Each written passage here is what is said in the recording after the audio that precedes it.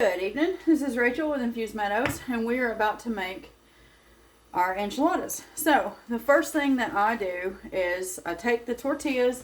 No, I did not buy these today. I do make my own, and when I get to that, I'll do a video showing you, just in case you were curious, how to do that. But for today, I'm just using store-bought. So what you want to do is you want to wake the tortillas up so that they don't crack or break when you're rolling them. You can do this in a microwave. You can do this in your oven. I'm just doing it on the stove top. Okay? So all you're going to do is literally, you're heating them. You just grab them, flip them over. You're not cooking these. You're just heating them up. Okay? That makes them more pliable. And then what else I have going on, I've grated up, I guess 12, 13 ounces of cheese. I've just thinly sliced some onion because I like onion in mine. And I've done a spice mix. To this spice mix, it is 2 teaspoons of chili powder, not chili seasoning for those of you in the U.S., chili powder. I've got a ½ teaspoon of ground cumin, 1 teaspoon of garlic powder, 1 teaspoon of onion powder, a ½ teaspoon of paprika, a ½ teaspoon of salt, and a 1/4 teaspoon of black pepper, sorry. Okay. So, that tells you that. We made the enchilada sauce. If you haven't seen it, that video is up from earlier. I am going to continue doing these, and then we will be back. And I'm using ground turkey for this. I believe it's the 3% fat. So, you can use whatever meat you want, but this tastes best with the ground turkey. Okay? We'll be back. So, to keep my tortillas from going back to being somewhat, unflexible, I like to put them into a flour sack towel. This will not get, any of that fluff on it. These are really good towels for not doing that. So they're just in here, nice and comfy and cozy. This will keep them flexible for when I'm ready for them instead of them hardening back up. Just wanted to give you that little tip. Also, I have 2 pans going. And the reason I have 2 pans going is because this is going to be 2 nights for us. On Mondays, I always do a 2-night meal. Because Tuesdays are usually very busy. So what I do is a 2-night meal, and so since that's the plan, I'm going to split these in half. You'll cook them the same way, whether you put them all in one pan or whether you're going to do exactly like me, which is to do them in 2 pans. The only difference being is that one, I'm not going to put the enchilada sauce on tonight. I'll do that tomorrow because I don't want them to be soggy. And the other one will get baked off tonight. And that'll be our dinner. Okay? So I'm going to finish doing these. We'll be back. And just one more little tip. So if you are somebody that buys your tortillas at the store, if you ever find them on sale, you can actually freeze them. Okay? Just make sure that whatever they're in, whether it's the packaging they come from in the store, is nice and sealed. If not, throw them in a freezer bag, and they're good in the freezer. I've kept them in there for at least 6 months, so I can tell you at least 6 months. So that way, if you ever find them on sale, grab them up, put them in the freezer. They're fine. Okay, be back. Okay, so my flame's on. Tortillas are done. Pan is hot. I'm going to put some oil in because I was wrong. It is 2% fat. And so because it lacks the fat in it to make its own oil, I'm using about 2 tablespoons of oil in here, okay? You see it. And then, let me grab one of those, be right back. Okay, I am cooking and mincing my meat. I've shown y'all before, I don't do those things. I don't even know what they're called, if I'm honest, but I like this. It came in the wooden spatula set that I bought, and I think it's perfect for this right here. So, I'm going to cook this up and try not to sling too much out of my pan. And once it's about halfway done, I'm going to throw those onions in and the seasoning blend in. Okay? We'll be back. Okay, so we're about halfway done. I'm going in with my seasonings first. The designer of this pan didn't exactly think things through since this handle heats up ridiculous. Because metal is a conduit. Yeah, I wasn't thinking either when I bought it, so I'm just as guilty. I'm just going to mix this seasoning in, and I am going to then add my onions, okay? We'll be back. Okay, I'm adding my onions, and then I'm also going to just drizzle some water. Not much. Maybe 1/4 a cup at best. So for those of you that don't do cups, it's 4 tablespoons. And the link to the measuring cups that I use is in the description box below. So it comes with the measuring spoons, measuring cups. No, I don't think I make anything on it. Just want you to have good stuff in your kitchen that helps you to do everything you need to do. I will only recommend things that I've used and I know are good in the kitchen. So if that helps you at all. So just an FYI while I'm making this video, so if you're watching this, tomorrow morning, I'm going to try to do a cheesecake and peanut butter fudge. So I will explain it in the video tomorrow, but one thing you might want to know, I guess, before you decide to watch the cheesecake video tomorrow, I love cheesecake. I do not like crust, okay? So I won't be making a crust. I can, in the video, talk you through how to make a crust, but I personally don't like it the same way I don't really like cake. There's very few cakes that I like. My mom's lemon cake is delicious. I don't like icing. I make my own. So the icing that I made for the chocolate cake video that I made, both of those are my mom's. And they are absolutely delicious. They don't taste like that store-bought stuff. I'm just, I guess, a weirdo. I don't know. Anyway, so I will show how to take whipped, I believe it's what we call it in the U.S. It's a whipped cream cheese. Over in the UK, unfortunately, there is no block cream cheese. And I've not made any recently, so I'm not going to be doing a video because, you know, with the holidays and all the baking and stuff, it has been chaotic, to say the least. And I know chaos shouldn't really stop me from making homemade stuff. I know, trust me. I tell myself this too. Anyway, so I don't have any cookies left to make into a crust anyways. I've just turned my heat off. All this is done, and now I need it to actually cool off, okay? And I will be adding some of my enchilada sauce to this so that it also helps it from, you know, you don't want the inside of your enchiladas to be too dry. But I'm going to let this cool before I do that.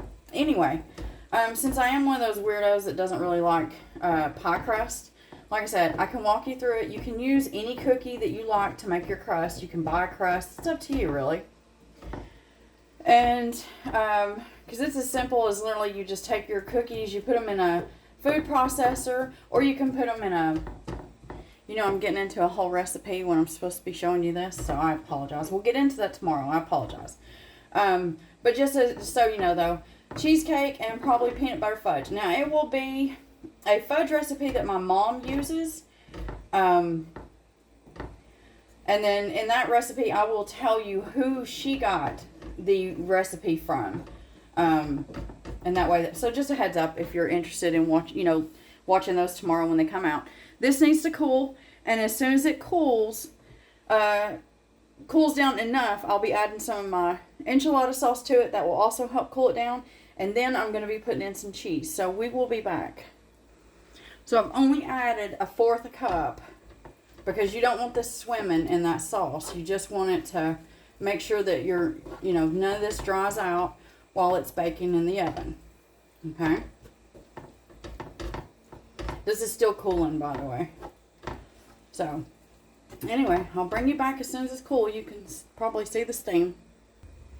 So while we're waiting on this to finish cooling so I can add my cheese to it, and there's a reason I don't want all my cheese to be melted before it's in the oven, okay? So what you want to do is go ahead and preheat your oven to 400 degrees Fahrenheit or 205 degrees Celsius. Just go ahead and get that preheating and go ahead and have your pan ready and have some aluminum foil because we're going to tint this while it's in the oven, okay? We'll be back. Okay, so I'm going to try my best to make this video quick. I won't promise, though. Every time I do, it doesn't work out. I like to put some of my sauce along the bottom of my pan. Okay? And then you just want to kind of smear that around. And this is only going for the pan that we are eating tonight. So I have 8 tortilla shells. I will be doing 4 in this and 4 over there. I will only show you how I'm doing the ones right here because those are just going in. They'll have the meat in there, the cheese in there. They just won't have the sauce. So I'll be holding some of that sauce over for tomorrow. Okay. Put your cheese on. Okay. And then let me just bring this over. Makes more sense, doesn't it? You're going to put some of your meat and onions on here. Now this was a pound of ground turkey, just for anybody that was curious. Excuse me 1 second. Okay, had to grab me a spoon. So you can get your hands in here. It really does not matter. Okay, really does not. I'm gonna set that. Oh, sorry. Set that right there. Okay, you're gonna go over, and then over, and then over, and then into your pan. Okay. Now we are doing 4, so yeah, I'm not doing a full thing of ridiculous amounts tonight. Meaning code for, you know, all 8 in one go. Yes, I got some enchilada sauce on my fingers. That's why I'm using my other hand here. All right. We're going to do what we did. We're going to put some of our meat on here. Don't pile this too high or else you won't have enough to go around. Okay? So, same thing. Now, I left that one open. You can take the ends and then just oh so carefully, like we did with those breakfast burritos, pull that in, roll, roll, and go in like that. That way you have less loss at both ends. And I should have done that with that one, if I'm honest. So I'm going to do the rest of these exactly like that one. And I'll make sure I get this one, not my husband. So if anybody's going to have a mess, it'll be me. Because I wasn't thinking. Okay, so I'm going to finish with these and we'll be back. Okay, so I have all of them done. These are going to get a lid and they're going to be put up. And then this one, you can see they're nice and in there. I am going to pour enchilada sauce all over them.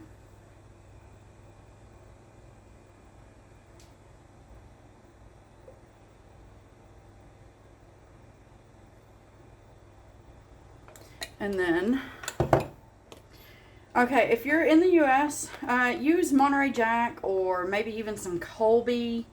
Oh, Pepper Jack. Oh, I miss Pepper Jack. Pepper Jack is really good with this. Really good with this. What I have is a cheddar that I found at my butcher's, which is actually really, it's a good cheddar. So use cheddar if you got it, okay? Now I'm going to add just a little bit more sauce on this. Not much, because I still need the rest of this for tomorrow. Sorry.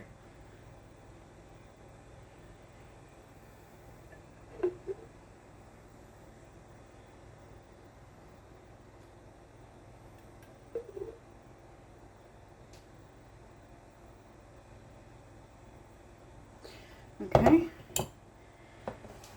And then when this comes out, I will probably add the rest of this to it just when it first comes out of the oven. So I'm going to get my aluminum foil on there, on this, and I'm going to put this in the oven. You're going to bake this, again, 400 degrees Fahrenheit or 205 degrees Celsius. And you want to bake this for, oh, not 1 hour. Stop. Okay, now that we've got this working, we're going to go for 25 to 30 minutes.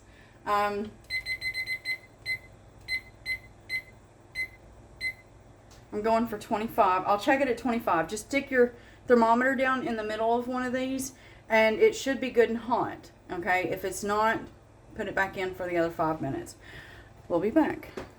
Okay, so if you were following this exactly, put the lid on your sauce and put this in the refrigerator, okay? This is good for like up to a week. Now, it will lose flavor, though, the longer it sets. If you weren't following and you want to do the whole thing, then exactly what you watched me do in that pan, you're just going to turn them, you know, instead of, I went long ways with the pan, so you'll want to go to the short end, and then that way you can get all 8 into your pan. You'll still do the sauce at the bottom, and you'll still do the sauce across the top and the cheese and then a little bit more sauce, and you'll let it bake. It's still going to bake for the exact same amount of time. And then when it's done, you just literally take your spatula, you know, just any kind of spatula, and just get up under it, lift it, put it on your plate. As soon as it cools enough you can eat it, you go right ahead and enjoy. It shouldn't need anything else. I've never thought the enchiladas need anything. I don't think they need salsa. They don't need sour cream or guacamole or anything else. But you do you. So if you think that it needs all that, you go right ahead. And some of that other stuff I will make when the time is right, as far as guacamole. I've done a video on my salsa. And I've shown you the sour cream.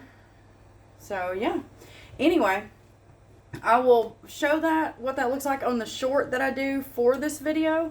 So I want to keep this as close to under 20 minutes as possible, and we're already at 16 and a half minutes.